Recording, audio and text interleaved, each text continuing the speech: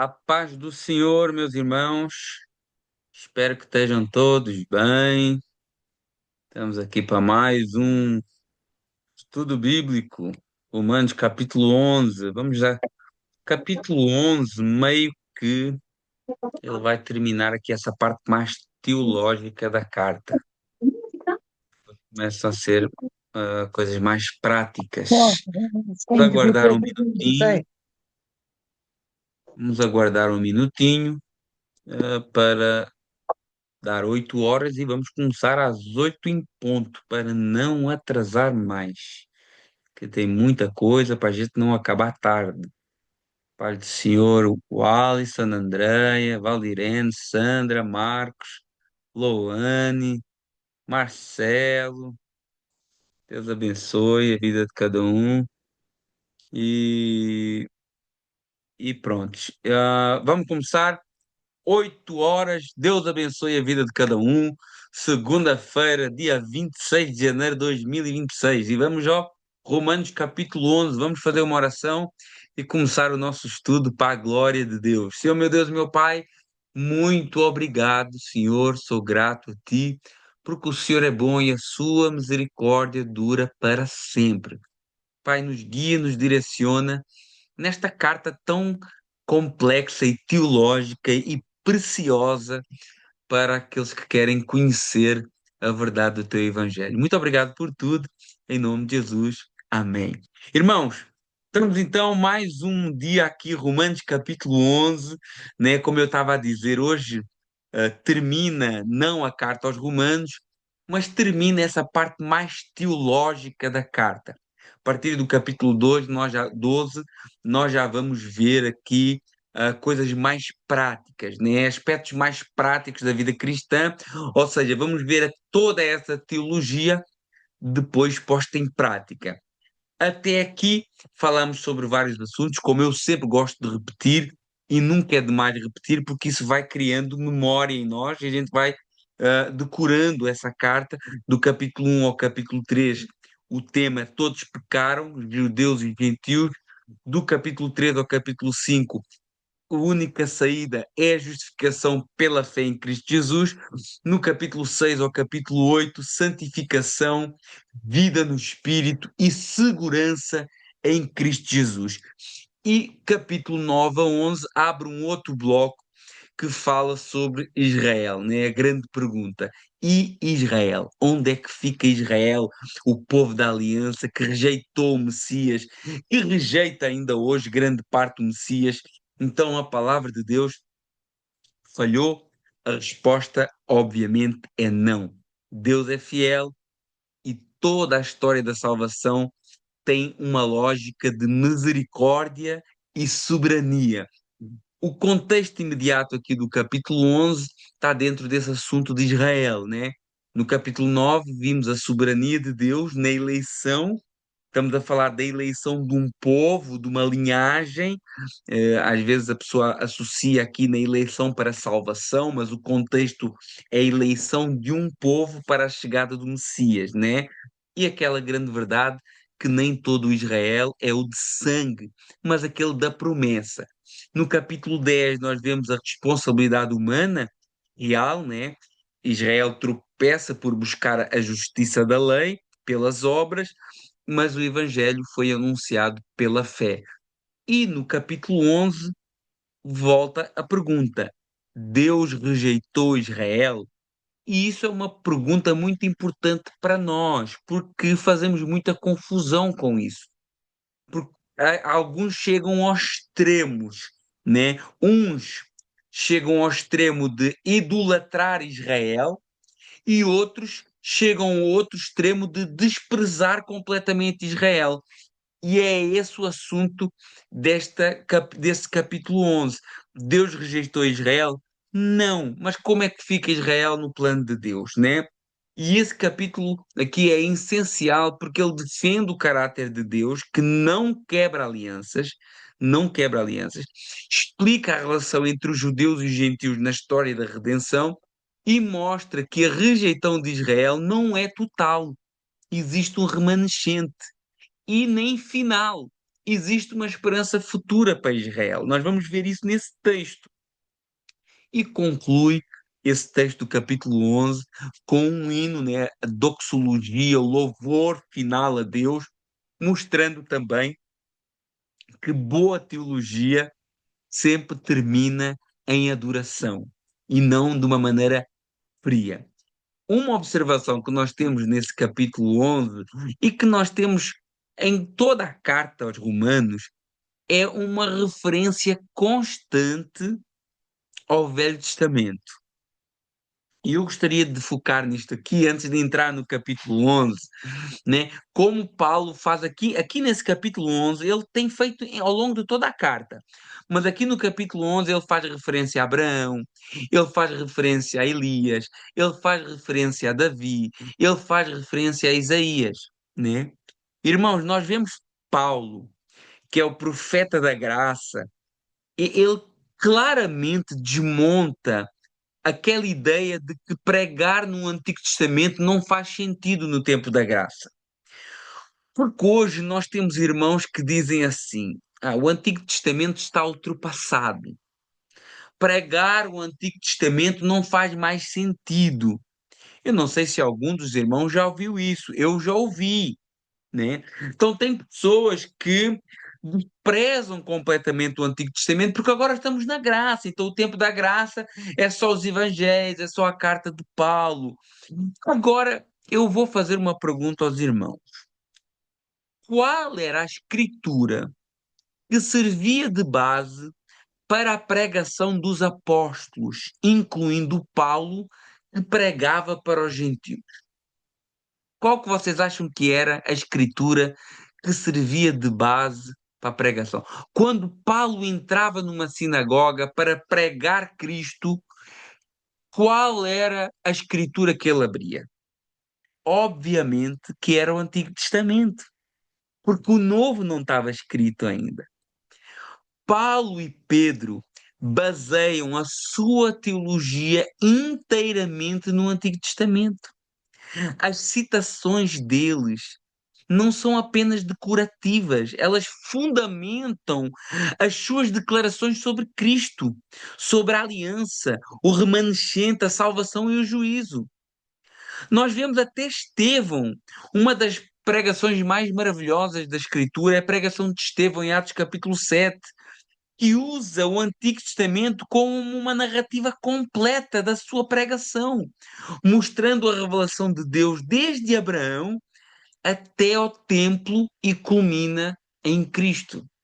Então nós vemos que os pregadores bíblicos usavam o Antigo Testamento.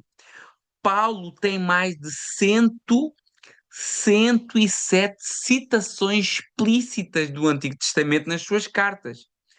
Olha, se estamos a falar de 13 cartas, são 8 citações, pelo menos, em cada carta do Antigo Testamento, sem contar com alusões ao Antigo Testamento.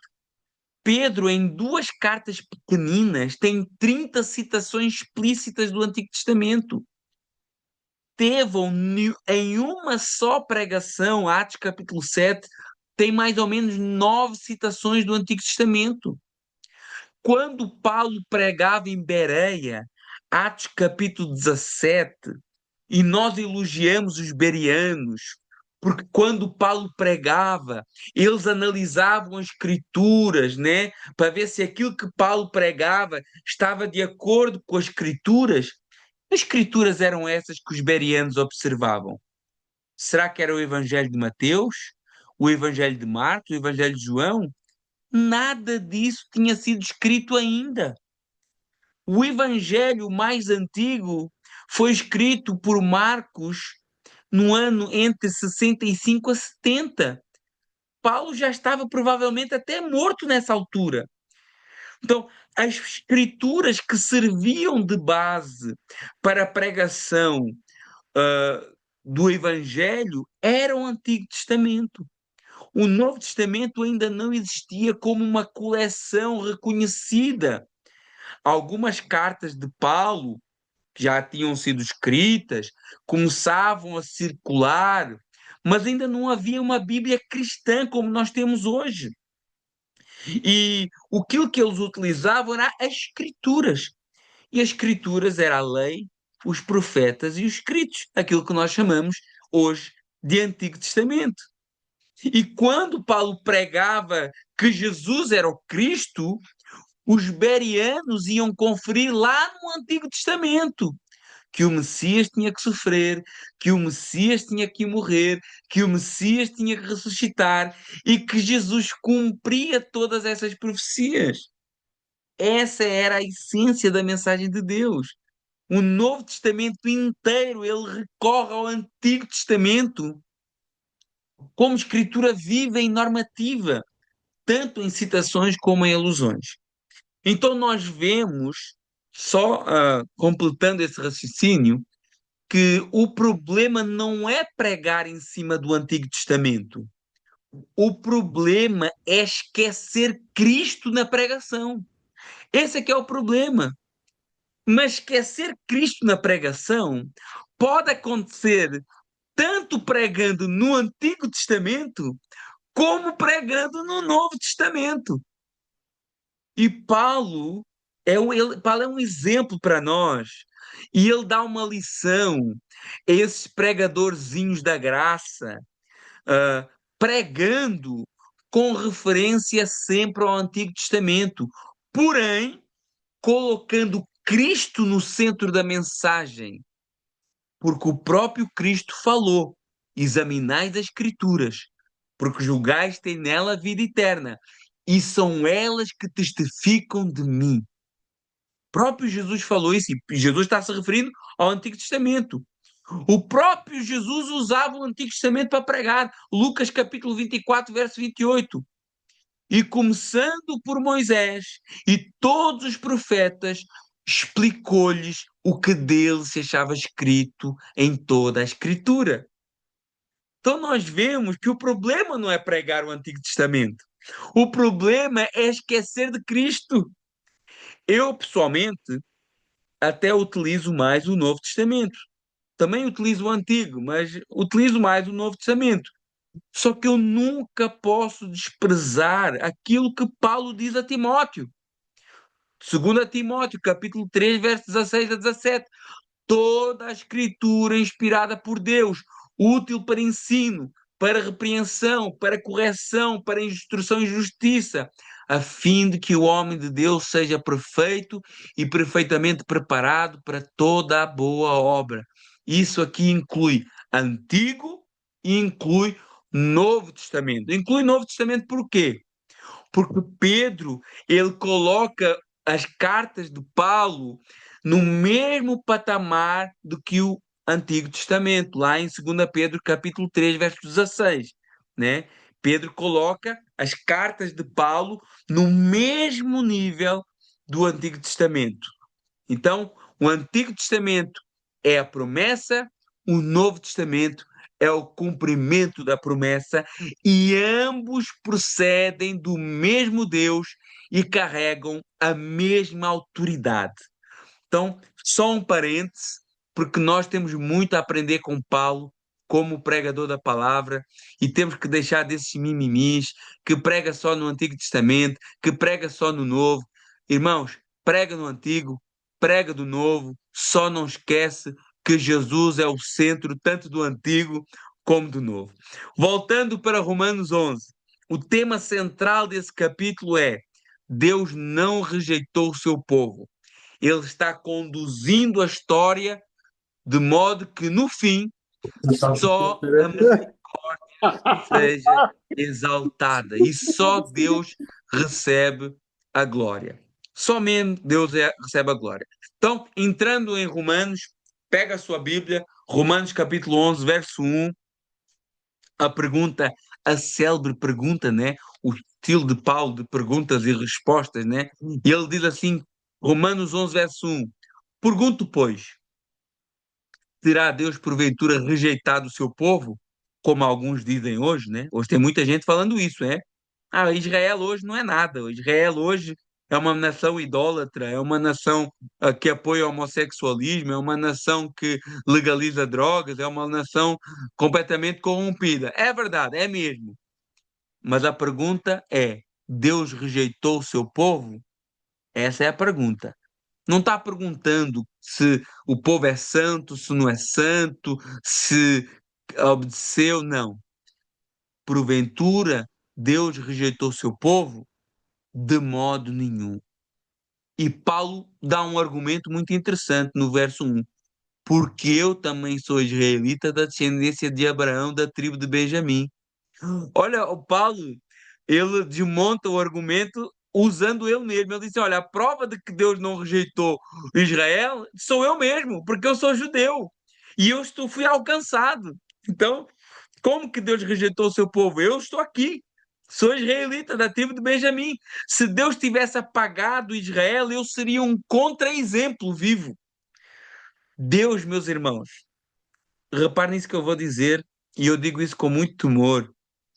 Deus nunca rejeitou Israel e nunca rejeitará. E eu digo isso com toda a certeza, baseado na Escritura Sagrada. Eu já vou falar mais, porque às vezes pode virar uma idolatria, mas não é. 1 Samuel, verso 12, capítulo 12, verso 22. Pois o Senhor, por causa do seu grande nome, não desamparará o seu povo, porque aprova ao Senhor fazer-vos seu povo. Irmãos, nós não podemos idolatrar Israel. Eu sou contra esse negócio de colocar a bandeira de Israel. Não, eu não concordo com isso. E para mim isso é idolatria. Nós não podemos idolatrar Israel. Porém, não podemos negar que a mão do Senhor é com eles, mesmo na sua incredulidade. Basta olhar, meus irmãos, qualquer pessoa que pesquise um pouquinho da história de Israel, e eu não estou falando somente da história bíblica, mas também da história moderna. Basta olhar para a história e ver como Deus, esse povo tem a mão de Deus sobre eles. Nenhuma nação passou por aquilo que Israel passou. Dispersão, perseguições, tentativas de extermínio, genocídio, e ainda continua existindo. Cultura preservada, língua preservada, é um milagre ainda haver hebraico hoje. Nação restaurada, mantida contra toda a lógica humana, uma potência mundial. Isso não é acaso, meus irmãos. Isso é providência. Isso é fidelidade de Deus às suas promessas. A Bíblia é clara, meus irmãos. Deus não rejeitou o seu povo, porque nós vamos ver nesse texto aqui no verso 29. A vocação e os dons de Deus são irrevogáveis, não podem ser mudados. Obviamente que Israel, não estamos a falar de salvação. Israel não vai ser salvo automaticamente só porque é Israel.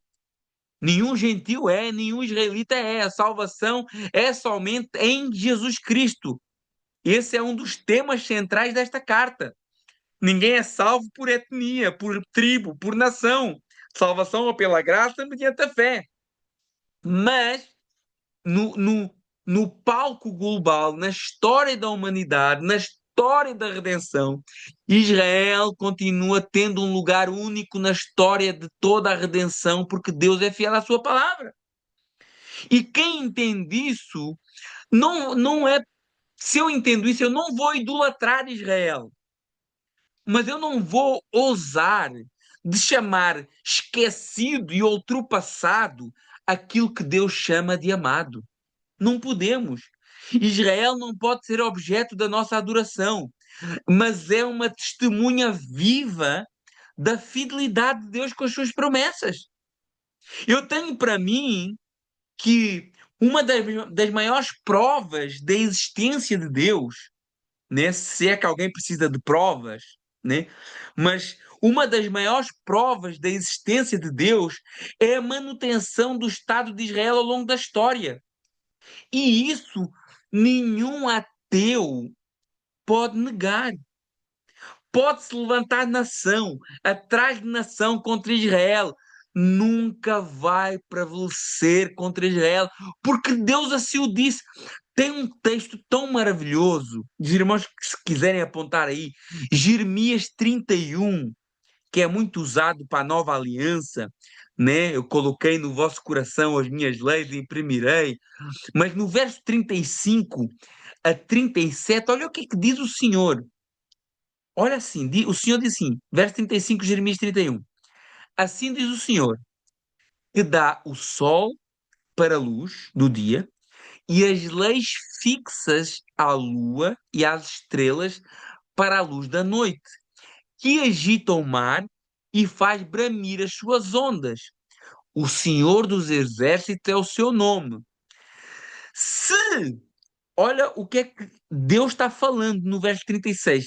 Se essas leis da natureza, essas leis fixas, diante de mim, diz o Senhor, deixarem, falharem, deixará também a descendência de Israel de ser nação diante de mim para sempre.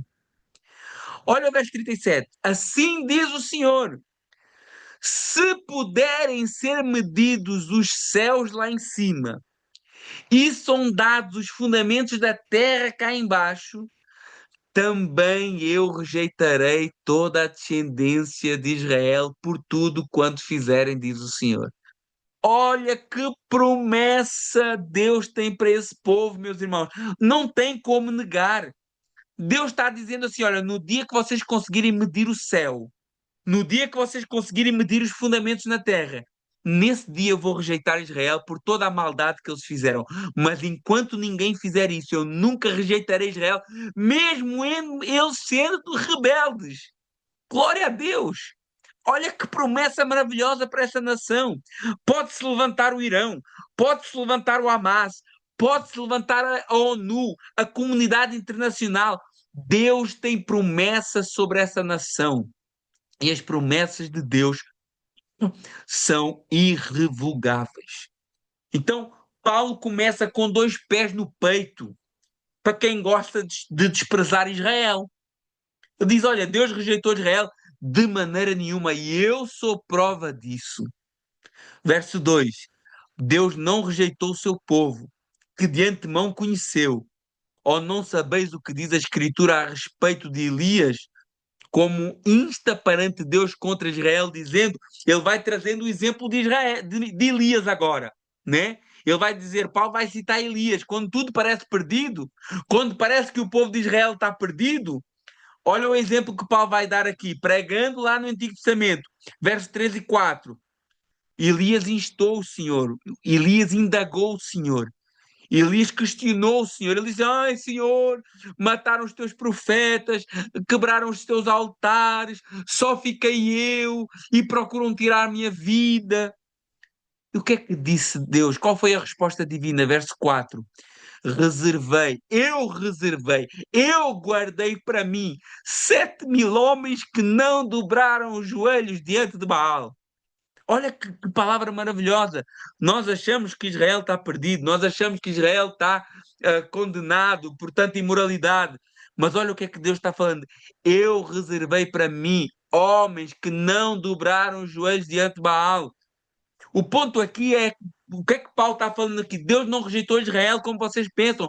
Existe um remanescente fiel, preservado pela ação de Deus. Lembra da história de Elias? Foge de Jezabel, ele tinha acabado de ser usado tremendamente por Deus lá no Monte Carmelo. Fogo desce do céu. Ele mata 450 profetas de Baal. Jezabel, sabendo disso, jurou Elias de morte. Ele foge. E ele questiona Deus. Ele estava triste, né? Tinha acabado de ver o agir de Deus. Tinha acabado de profetizar chuva e Deus honrou a palavra do profeta. Mas nada disso animou Elias. Ele queria apoio, ele queria gente do seu lado, ele queria que a nação fosse como ele queria que o rei se arrependesse e servisse ao Senhor. Ele pensava que estava sozinho nesta luta e Deus respondeu: não, você é só mais um que eu uso para a minha glória. E como você, eu tenho mais 7.000 homens fiéis à minha palavra. E como eu cuido de ti, Elias, eu tenho cuidado desses homens também. Irmãos, Deus sempre tem o seu remanescente. Nunca pense que você é a última bolacha do pacote. Deus sempre cuida e preserva homens e mulheres de Deus para que a sua obra não pare. Essa é a ideia que Paulo está trazendo aqui. Deus não rejeitou o seu povo, Deus não rejeitou Israel, Deus tem guardado um remanescente fiel e ele, de dentro da comunidade de Israel, existe esse remanescente fiel. E o próprio Paulo era um deles. Esse foi o argumento de Paulo aqui. Lembra de Elias? Deus tem um remanescente fiel. Eu sou um deles, mas existem muito mais. Verso 5, meu Deus, o tempo passa. Verso 5. Assim, pois, assim como lá atrás houve um remanescente lá no tempo de Elias, 7.000 homens. Assim, pois, hoje, verso 5, agora também, no tempo de hoje, sobrevive um remanescente segundo a eleição da graça. Existia no tempo de Paulo judeus crentes em Cristo. Aliás, os primeiros cristãos eram majoritariamente judeus. E esse remanescente, há um povo escolhido segundo a soberania de Deus, e dentro desse povo, homens e mulheres salvos, não por obras, não porque são judeus, não por méritos, mas porque creram em Cristo Jesus. A Bíblia diz que no fim dos tempos, irmãos, a palavra do Senhor diz que no fim dos tempos, 144.000 judeus lavados, separados, selados pelo Senhor Jesus, pregarão o Evangelho. Então nós vemos que Deus terminará a história da redenção mundial usando o próprio povo que ele escolheu e que primeiro trouxe as Escrituras ao mundo, porque existe um remanescente guardado pela graça do Senhor. Verso 6. E se é por graça, não é por obras. Caso contrário, a graça já não é graça. Paulo fecha a porta a qualquer ideia de merecimento. O povo é escolhido, mas a salvação é recebida pela fé em Cristo, pela obra de Cristo. Repare bem que Paulo faz a distinção entre eleição do povo para um propósito e salvação individual. E nós vemos que essa ideia de predestinação, quando a gente vê na Bíblia, está sempre associada a um contexto de povo, de coletividade. Eleição de um povo e salvação individual, sem confundir as duas coisas. Né? O povo é escolhido, a Bíblia ensina claramente que Deus escolheu um povo para si, Israel escolhido como nação, a igreja é chamada também de povo adquirido, essa escolha fruto da soberania de Deus, não da qualidade desse povo, mas dentro desse povo, a salvação sempre é pela fé. Ninguém é salvo por pertencer a um povo, uma nação, e ninguém é salvo por pertencer a uma igreja. Cada pessoa é salva pela graça mediante a fé. A eleição define o plano e a fé é o meio pelo qual a graça é recebida. Graça e obras não se misturam, porque se é graça não pode ser obras, se é obra não pode ser graça.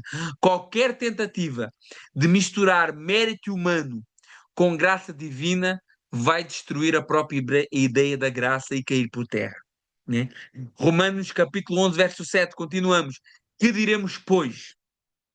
O que Israel busca, e isso não conseguiu, mas a eleição o alcançou e os mais foram endurecidos. Então o verso 7 mostra aqui três realidades. Israel, como nação que buscou na lei, na justiça da lei, não buscou na fé, não conseguiu. Um remanescente que alcançou não por mérito, mas por parte da eleição da graça, preservada por Deus, e os outros que rejeitaram, que foram endurecidos. Não porque eles queriam crer em Deus e Deus os impediu, não porque eles queriam crer no Messias e Deus não os deixou crer, mas por causa da sua própria incredulidade, Deus os entregou a essa mesma incredulidade. Verso 8, como está escrito, Deus lhes deu espírito entorpecido, olhos para que não vejam e ouvidos para não ouvir até o dia de hoje. Isso é uma citação do Antigo Testamento também, Deuteronômio 29, Isaías 29 e também Isaías 6. A ideia aqui é quando uma pessoa insiste em rejeitar, Deus entrega a cegueira como juízo para essas pessoas. E nós vemos isso nessa própria carta, Romanos capítulo 1, verso 24 a 28. Deus os entregou. O prémio para quem gosta de pecado é mais pecado ainda. Um abismo chama outro abismo. E quando a gente endurece o nosso coração, o castigo às vezes de Deus é nos entregar à nossa própria vontade, como instrumento de juízo também. É isso que Paulo está falando aqui. Verso 9 e 10. E diz Davi: tornem-se-lhe a mesa em laço e armadilha, em tropeço e punição, e escureça-se-lhe os olhos para que não vejam, e fiquem sempre encurvadas as suas costas. Salmo 69. Paulo, mais uma vez, citando o Antigo Testamento. Quando ele fala aqui que a mesa vira laço, o que é que Davi e Paulo está trazendo aqui? Está trazendo que os privilégios que eles tinham, e a gente sabe que sentar à mesa é um privilégio, né? Sentar à mesa é uma proximidade. Então, o que é que Paulo está dizendo? Os privilégios que eles tinham por estar próximos acabaram por virar condenação, porque rejeitaram o Messias. Isso é muito sério. Isso é muito sério. Por quê? Porque às vezes nós podemos correr o risco de acontecer o mesmo. A quem muito é dado, muito é cobrado. E religião sem Cristo pode virar uma armadilha mortal. Foi o que aconteceu. Eles tinham a religião, mas rejeitaram o Cristo. Então, essa proximidade que eles tinham com a palavra virou laço, virou armadilha. Eles tropeçaram. Jesus foi uma rocha de tropeço para eles e não uma rocha de fundamento. Fundamento e firmeza para quem crê, tropeço e condenação para quem rejeita, né? E assim terminamos esse primeiro bloco do capítulo 11, né?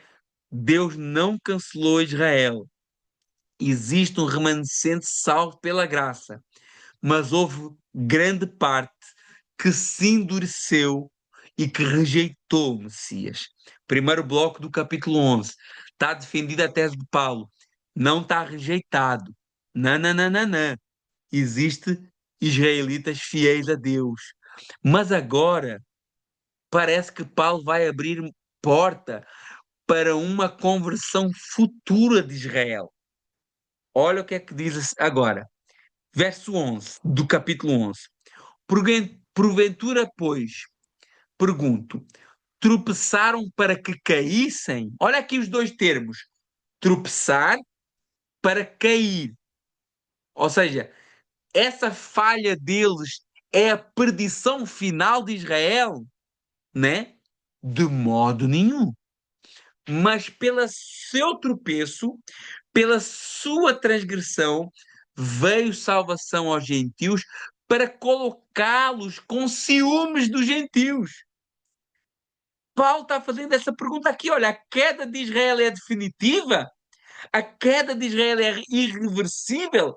A queda de Israel, o tropeço, diga, falando melhor, usando as palavras de Paulo, o tropeço de Israel é o fim da história deles no plano de Deus? De maneira nenhuma. A resposta é imediata. Ou seja, o tropeço de Israel não é sinônimo de queda. Foi o que ele diz: tropeçaram para cair? De modo nenhum.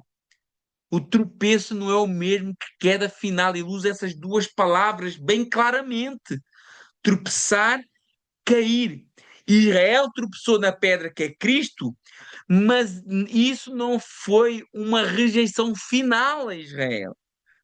Deus acabou por transformar essa desobediência numa missão. Não é o que diz lá no verso que nós lemos, no verso 11? Mas pela sua transgressão veio salvação aos gentios.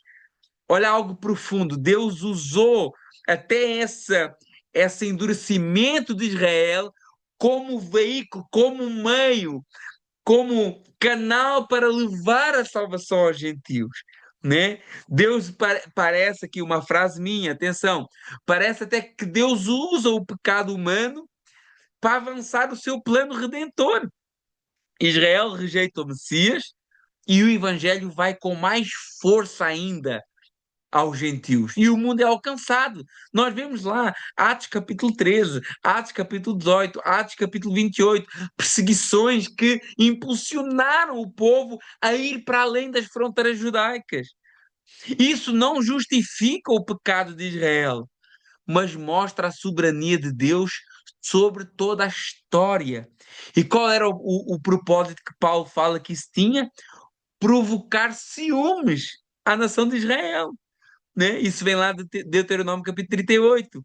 Aqui não é um ciúme carnal, um ódio, é um ciúme de despertar desejo de também participar daquilo que os gentios estão recebendo em Cristo Jesus. Deus usa a conversão dos gentios como um instrumento para chamar Israel de volta. É isso que Paulo está falando, meus irmãos. Olha como é maravilhoso a gente ler o texto, texto a texto, com aquilo que ele quer dizer, com as referências certas. Deus está usando a igreja hoje para chamar a atenção de Israel. É isso que Paulo está falando aqui, irmãos. Não estou inventando nada do texto para pô-los em ciúmes. Olha o verso 12, o aviso de Paulo. Ora, se a transgressão deles, de quem? Quem são eles? Dos judeus, redundou, ou seja, provocou riqueza para o mundo, porque pela transgressão dos judeus o mundo foi alcançado, e o seu abatimento, o abatimento dos judeus, riqueza para os gentios, quanto mais a sua plenitude. Olha essa promessa. Tem uma promessa aqui, não sei se os irmãos estão entendendo. Tem uma promessa de Deus aqui para Israel. Paulo olha para o futuro de Israel com uma esperança, com uma plenitude relacionada a Israel. Paulo está mostrando que Deus trouxe riqueza espiritual incalculável ao mundo através da queda de Israel, levando o evangelho aos gentios. Mas Paulo olha para a frente e diz assim: olha, se Deus fez tanto com a rejeição do seu povo, quanto mais ele fará quando vier a restauração e a plenitude de Israel. Paulo está falando aqui. A história não acabou, meus irmãos. O plano de Deus ainda caminha para uma manifestação ainda maior da sua graça. Se Deus já fez tanto usando a rejeição, imagina o que ele fará com a restauração. Olha o verso 13. Dirijo-me a vós outros, que sois gentios, visto que eu sou apóstolo dos gentios, diz Paulo, glorifico o meu ministério para ver se de algum modo possa incitar à emulação os do meu povo a salvar alguns deles. Paulo ele fala da importância da pregação aos gentios. Paulo está falando de como a pregação aos gentios vai chamar a atenção do povo judeu. E ele diz: olha, eu sou apóstolo dos gentios. Eu fui chamado para vós ser gentios, mas eu faço tudo para que os meus também possam ser salvos, né? Eu faço tudo para que os meus também possam receber a salvação. Olha o verso 15. Porque se de facto eles terem sido rejeitados trouxe reconciliação ao mundo, o que será o seu restabelecimento se não vida dentre os mortos? Olha que palavra poderosa de Paulo. Paulo nos mostra que Deus já trouxe reconciliação ao mundo através da rejeição de Israel, espalhando o evangelho sobre os gentios. Mas Paulo olha para a frente e diz: olha, se Deus já fez isso através da perda, o quanto mais ele fará quando vier a aceitação.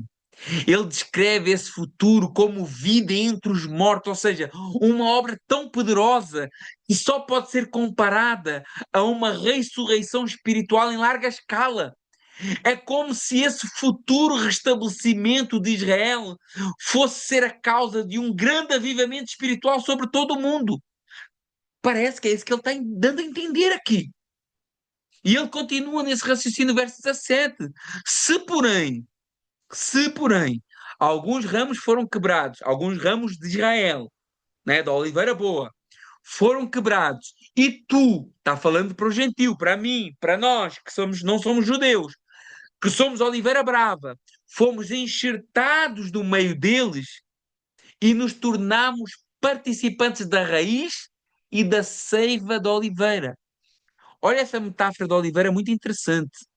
Os ramos naturais, ou seja, os israelitas, foram quebrados por causa da incredulidade. E nós, que não éramos de oliveira verdadeira, oliveira brava, fomos enxertados no lugar deles. Mas nós participamos da ceifa, da raiz. A raiz não é nossa, mas nós participamos das bênçãos em Cristo. A ideia importante é os gentios não substituem a raiz. Nós somos enxertados nela. E Paulo fala isso para nós, para que não haja desprezo por Israel e nem orgulho por parte dos gentios. Ele está sendo bem claro: olha, vocês são brava, a verdadeira é Israel, mas vocês são enxertados nela e são participantes da raiz e da ceifa. Mas a raiz e a ceifa são de Israel. Olha como está interessante esse estudo aqui hoje. Verso 18: não te glories contra os ramos. Porém, se te gloriares, fica sabendo que não és tu que sustentas a raiz, mas é a raiz que te sustenta a ti.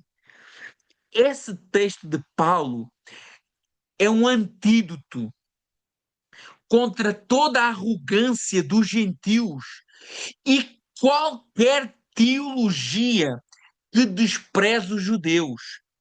Irmãos, a fé bíblica não permite antissemitismo. Não permite, meus irmãos. A fé bíblica não permite idolatria a Israel, também não. Mas também não permite desprezo. Não, não, não, não, não. Lembra dos extremos? Aqueles que querem idolatrar Israel, principalmente o judaísmo, trazendo as coisas do judaísmo para o culto, a Arca da Aliança, o candelabro, as bandeiras de Israel, essas coisas, né? O talite. Isso é o extremo, idolatria.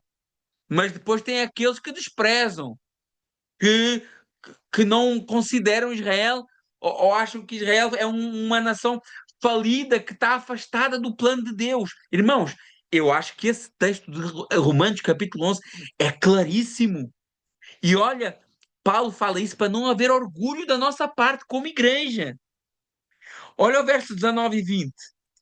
Dirás, pois, alguns ramos foram quebrados para que eu fosse enxertado. Ou seja, nós podemos dizer, Deus quebrou ali, Deus rejeitou Israel para eu poder entrar nesse plano. Olha o que é que diz o verso 20. Bem, pela sua incredulidade foram quebrados. Tu, porém, mediante a fé estás firme. Não foi por mérito teu, foi pela fé em Cristo. Não te ensoberbeças, não fiques convencido, não penses que és melhor que eles, mas teme. Olha, olha que curioso Paulo falando assim, a pertença às promessas é pela fé, não é por etnia, nem por mérito. Nós devemos nos manter fiéis a Deus na sua graça com humildade e temor, e grande temor. Hoje vivemos num mundo em que todos querem ser melhores uns que os outros. Só a nossa ideia que é boa, só a nossa doutrina que é boa, só a nossa igreja que é a salvação, só a nossa igreja que prega o evangelho, só a nossa visão que é a visão de Deus. E Paulo diz assim: olha, aquele que pensa estar em pé, ore para que não caia. Cuidado com a soberba. Vocês acham que são melhores que Israel? Vocês acham que Deus quebrou eles para colocar vocês? Cuidado, não se soberbeçam. Por quê? Verso 21. Porque se Deus não poupou os ramos naturais, também não te poupará a ti. Cuidado com a presunção. Ai, eu sou a geração eleita, sacerdócio real, nação santa, povo adquirido, florzinha de Jeová, menina dos olhos de Deus, meu lindo, minha linda. Tu não fica firme e vai ver se Deus não te corta. Não fica firme no Senhor e vai ver o que é que te acontece. João descreve as palavras de Jesus. João capítulo 15, do 1 ao 2. Eu sou a videira verdadeira, o meu pai é agricultor, todo o ramo que estando em mim não dá fruto, ele corta. E todo o que dá fruto, limpa. Então, cuidado, meu irmão, com a presunção, com a vaidade religiosa, com o farisaísmo religioso, com a vaidade, com a presunção, com a soberba. Não fica firme e Deus te corta. É isso que Paulo está falando aqui, e isso eram as palavras de Jesus também. Verso 22. O Deus é um Deus de amor, é só. O Deus é amor. É, verdade. Deus é Deus de amor. Verso 22. Considerai, pois, a bondade e a severidade de Deus. Olha que interessante aqui, Paulo. Deus é amor, Deus é bom, Deus é maravilhoso, Deus é bondoso, é um pai amoroso, paizinho querido, é tudo isso. Mas também é severo, porque é justo. Para com os que caíram, severidade, mas para contigo, verso 22, bondade. Se, olha o que é que Paulo está falando assim, considerai a bondade e a severidade de Deus. Para com os que caíram, severidade. Mas para contigo que estás firme em Jesus, bondade. Se, se nela permaneceres, se nela permaneceres, de outra sorte, caso contrário, também tu serás cortado. Bondade e severidade. Severidade aos que caíram e bondade para nós, se permanecermos em Jesus. E isso não está falando de salvação por obras. Está falando de uma evidência de fé viva. Quem é de Cristo persevera. E Paulo está advertindo para uma fé meramente nominal, né? Meramente, eu sou da igreja, eu sou cristão, Deus morreu por mim na cruz, eu posso fazer o que eu quiser, eu posso tocar à vontade, eu posso lidar com as coisas de Deus de qualquer jeito. Cuidado. Cuidado que senão, o Senhor corta. Deus é bom, Deus é maravilhoso, Deus é bondoso, Deus é algo que nós não temos nem palavras para explicar. Deus é severo, também é, para aqueles que o rejeitam. Hebreus capítulo 12, verso 28 e 29. Por isso, recebendo nós um reino inabalável, retenhamos a graça pela qual sirvamos a Deus de modo agradável, com reverência e santo temor, porque o nosso Deus é fogo consumidor. Verso 23. Eles também, falando dos judeus, eles que se rebelaram, que foram incrédulos, eles também, se não permanecerem na incredulidade, vão ser enxertados, porque Deus é poderoso para os enxertar de novo. Olha aqui essa palavra de esperança para os judeus. Se não continuarem sendo incrédulos, eles vão ser enxertados. Deus pode reintroduzir os ramos naturais. E o argumento vem a seguir no verso 24.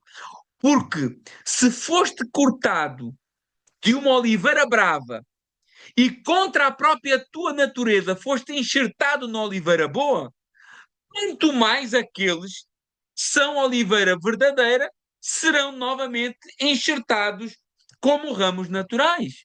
Quanto mais. Ou seja, se os gentios bravos foram enxertados contra a própria natureza, quanto mais os naturais. A conclusão desse texto, e que é plausível e esperado, é que Deus faça ainda uma obra poderosa entre os judeus. E a continuidade do texto parece dar a entender isso. Parece dar a entender isso. Paulo está abrindo aqui uma janela de esperança para o futuro. Olha o que é que diz do verso 25. E esse verso 25 é super importante para nós. Verso 25, vamos destrinchá-lo em várias partes. Porque eu não quero, irmãos, que ignoreis esse mistério, para que não sejam presumidos em vós mesmos. Não sejam convencidos. Não se achem que são muito bons, não. Hein? Atenção, considerem esse mistério. Veio o endurecimento em parte a Israel até que haja entrado a plenitude dos gentios. Vamos destrinchar este texto aqui. Esse texto é maravilhoso para nós. Primeiro, não ignorem esse mistério. O que é mistério na Bíblia? O que é um mistério para Paulo?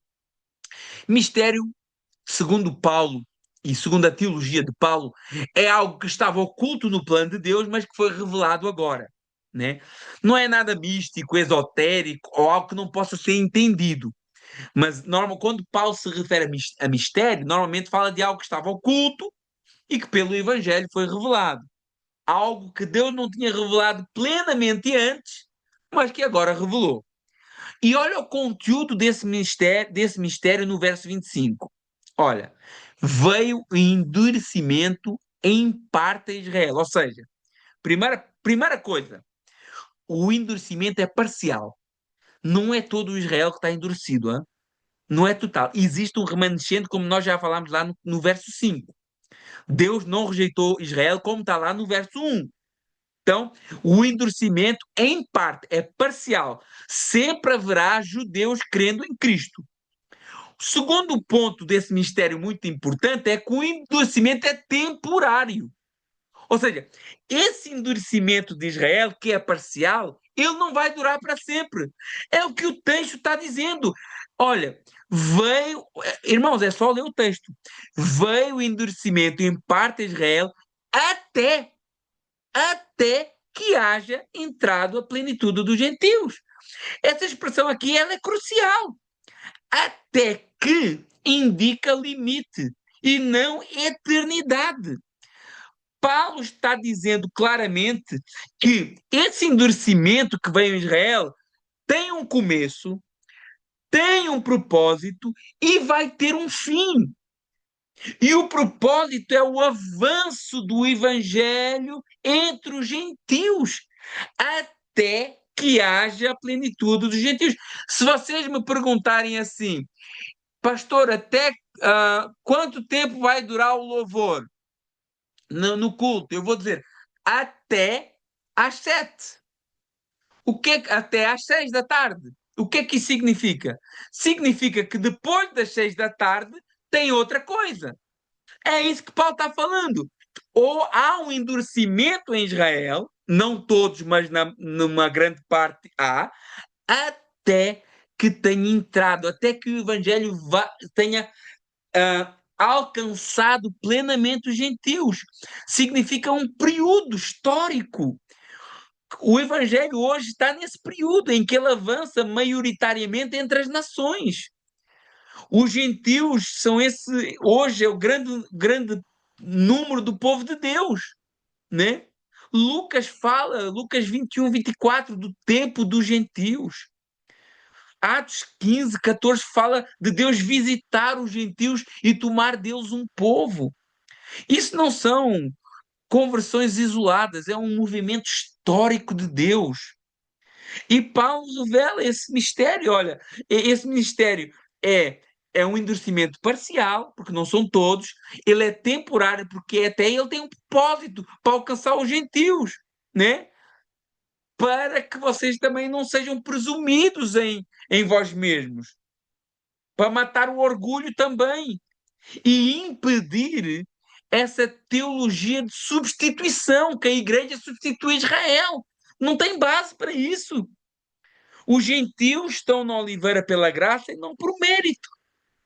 E isso, agora, uma profundidade teológica um pouquinho maior, isso apoia uma leitura dispensacionalista da Bíblia, né? O que é que isso significa, esse termo complicado? Que Deus se revela de diferentes maneiras ao longo de diferentes períodos da história, com diferentes propósitos. Esse texto claramente ensina que existe uma distinção histórica entre Israel e gentios. Um período em que Israel está endurecido e um período em que os gentios estão entrando nessa plenitude. E depois, uma mudança de cenário. E isso favorece fortemente essa ideia das diferentes fases do plano histórico de Deus. Ou seja, Deus não está operando da mesma forma em todos os tempos da história redentiva. Então, esse texto de Romanos 11, 25 é um dos textos mais fortes contra aquela ideia de que Israel acabou, de que a igreja substitui Israel, de que não há mais futuro histórico para Israel. Romanos 11, como um todo, é um grande problema para qualquer teologia que diga que Deus terminou definitivamente com o povo de Israel. Repare bem na continuação do texto, verso 26. E assim todo Israel será salvo, como está escrito: virá de Sião libertador e dele apartará as iniquidades de Jacó. Olha aqui, Paulo está falando. Existem duas possibilidades de interpretação aqui. Primeiro, quando a gente fala assim, todo Israel será salvo, tem uns que leem Israel como igreja, né? Povo de Deus como um todo, judeus e gentios.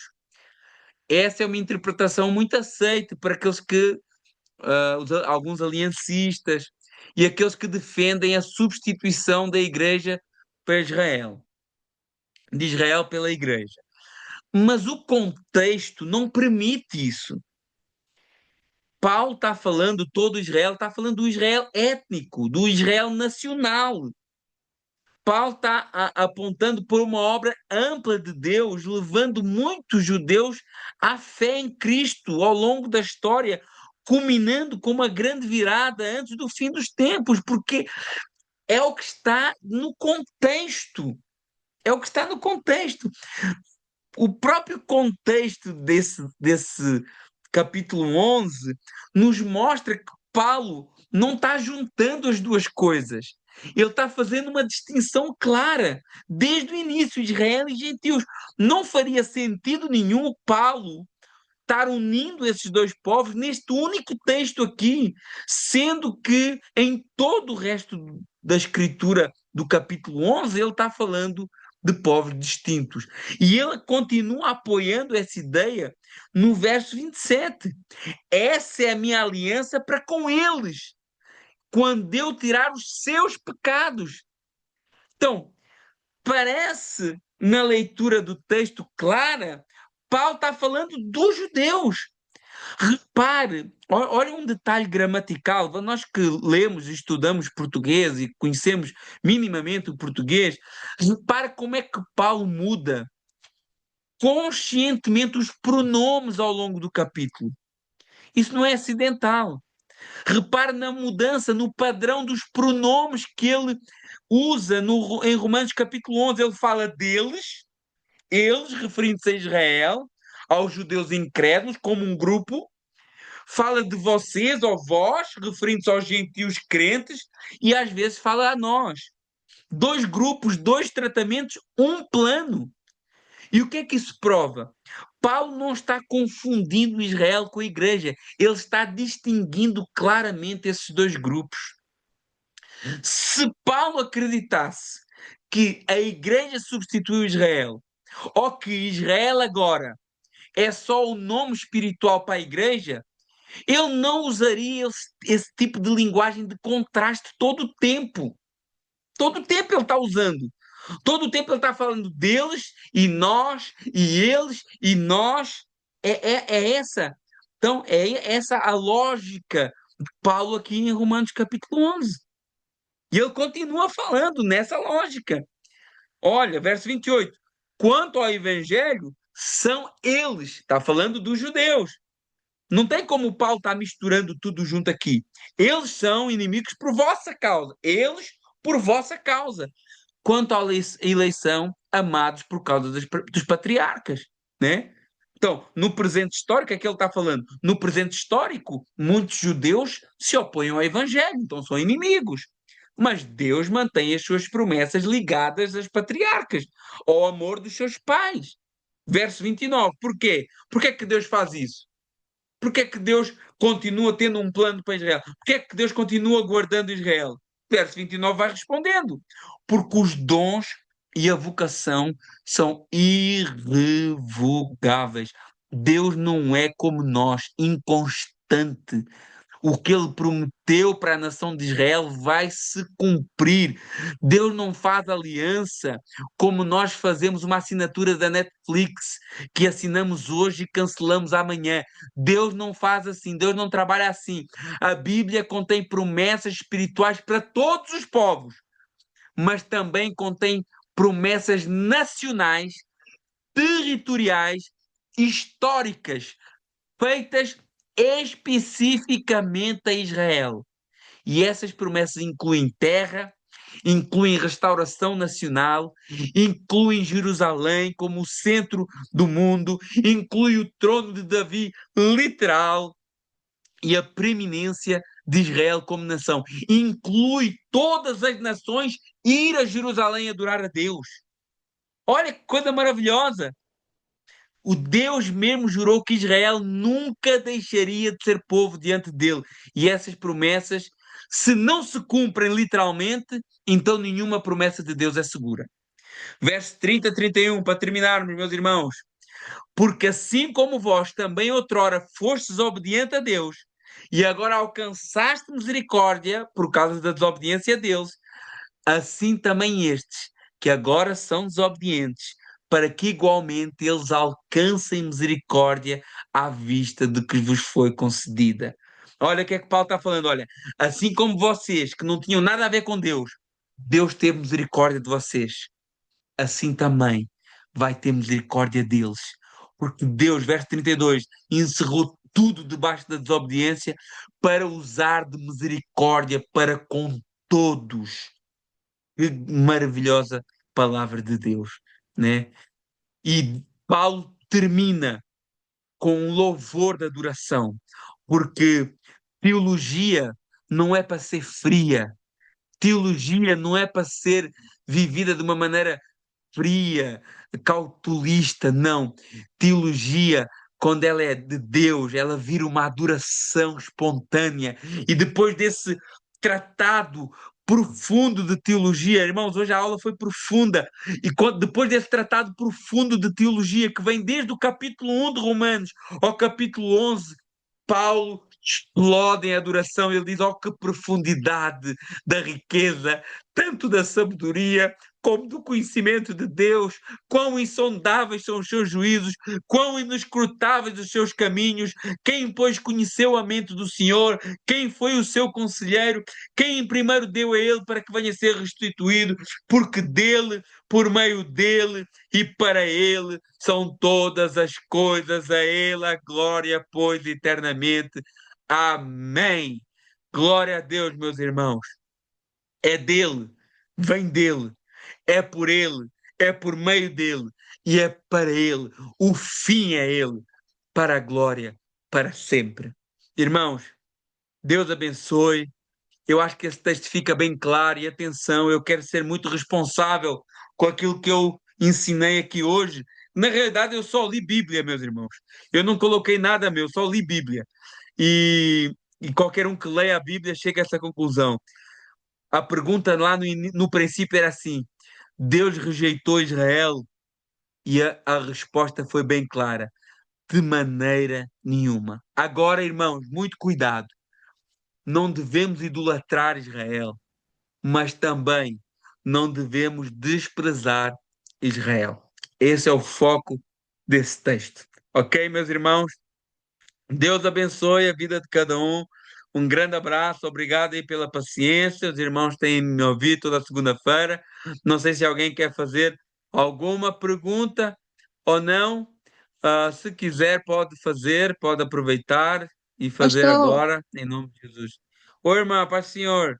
Pai do Senhor, quando o Senhor fala que não vai tirar os pães dos seus filhos para dar aos cachorrinhos, ele se refere aos gentios, esses cachorrinhos? Exatamente, exatamente. Porque naquele momento o foco, ele fala isso lá com a mulher sirofenícia. Porque aquele momento o evangelho ele era para ser pregado primeiro aos gentios. Claro que no plano eterno de Deus, Deus não é surpreendido com nada, né? No plano eterno já estava previsto, ah, que, que os judeus iam rejeitá-lo e que através disso o evangelho chegaria aos gentios, mas primeiro ele tinha o plano, primeiro ele partia dos gentios e dos judeus, ou seja, primeiro ele partia dos judeus e dos judeus para o mundo. E por isso Jesus fala aquilo, mas ali aquilo foi também uma lição para aquela mulher e um teste para ela, para ver até que ponto é que a sua perseverança, né, e a sua fé estavam firmadas verdadeiramente naquilo que ela acreditava, porque ela acreditava que ele era o filho de Davi, né? Ela acreditava que ele era o Messias. E Deus faz ali um teste àquela mulher, uma mulher grega, cirofenícia, né? E ele joga ali um pouco com o orgulho dela e ela passa no teste e ele diz: Olha, grande é a tua fé, né? Então é por essa razão. Primeiro os judeus e dos judeus para os gentios. Amém. A guerra dos... Olha, o Marcelo está colocando aqui um negócio que é muito interessante. Se os irmãos puderem fazer uma pesquisa no YouTube, Guerra dos Seis Dias. Guerra dos Seis Dias. Isso foi na década de 50, se não estou em erro, de 57, se não estou em erro. Foi uma guerra que Israel enfrentou agora, recentemente, estamos a falar de há 60, 70 anos atrás. Essa guerra e como Israel venceu essa guerra, 67, obrigado, Marcelo. Enganei-me 10 anos. Como Israel venceu essa guerra é algo sobrenatural. Somente a mão de Deus para essa nação hoje existir. Então, a Guerra dos Seis Dias é um relato muito edificante para quem quiser fazer essa pesquisa. E é prova de que verdadeiramente Deus tem sim um propósito para cumprir naquele lugar, naquele povo, naquela cidade e naquela nação. Irmãos, Deus abençoe. Vamos orar, vamos terminar. Senhor, meu Deus e meu Pai, muito obrigado, Senhor, por esse estudo. Te agradeço por tudo que o Senhor tem feito sobre as nossas vidas e como a tua palavra tem sido luz para nós a cada dia. Abençoa a vida de cada um de nós e que a gente possa, Senhor, não ser só ouvintes e conhecedores, mas acima de tudo praticantes da tua santa palavra. Obrigado por tudo, em nome de Jesus. Amém. Irmãos, Deus abençoe, um grande abraço e até a próxima.